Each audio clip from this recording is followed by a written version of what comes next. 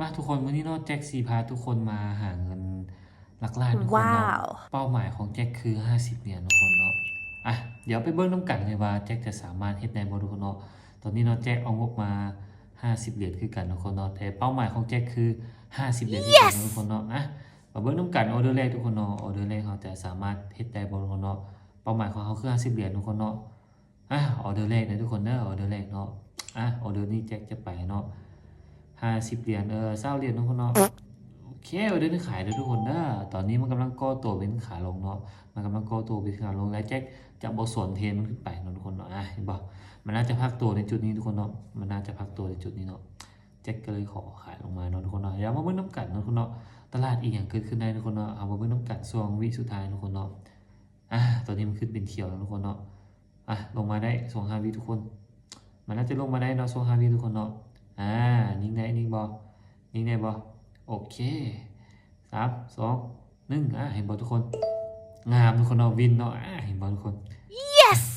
เอาเดือนแรกเขาวินเนาะทุกคนเนาะมันน่าจะพักตัวแห้งเขียวเนาะมันน่าจะลงมาอีกเนาะทุกคนเนาะโอเคเอาได้2ทุกคนเด้อเอาไปเลย25 เหรียญทุกคนเนาะโอเคตอนนี้มันยังก่อตัวเป็นทิศขาลงทุกคนเนาะโอเคถ้ามันก่อตัวขาลงนี้จะขอขายแล้วทุกคนเด้อเนาะจะขอขายเนาะทุกคนเนาะเห็นปะคือว่ามันขายมาแฮงในจุดนี้ทุกคนเนาะมันก่อตัวเป็นขาลงยาวแล้วทุกคนเนาะอ่ะออเดอร์ที่2จะใจบอทุกคนเนาะน่าจะลงมาได้ทุกคนเนาะเพราะว่ามันยังเป็นที่ขาลงเนาะมันยังบ่แม่นจุดกลับตัวในจุดนี้ทุกคนเนาะอ่าโอเคลงมายาวทุกคนเนาะ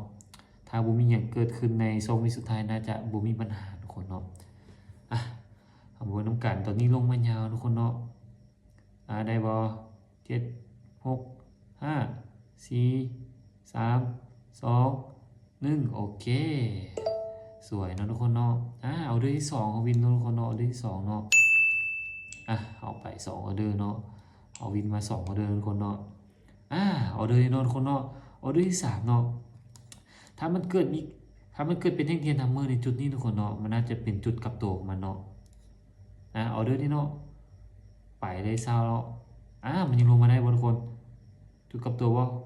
โอเคออเดอร์นี้ซื้อแล้วทุกคนเนาะถือว่าเฮงซื้อมาเฮงในจุดนี้ทุกคนเนาะถือว่าน่าจะเป็นจุดกลับตัวบ้านทุกคนเนาะเพราะว่าเห็นเฮงซื้อมา2 วิสุดท้ายเมื่อกี้เนาะทุกคนเนาะเลยขอซื้อขึ้นไปเนาะเดี๋ยวเรามาเบิ่งน้ำกันทุกคนออเดอร์ที่3จะวินได้บ่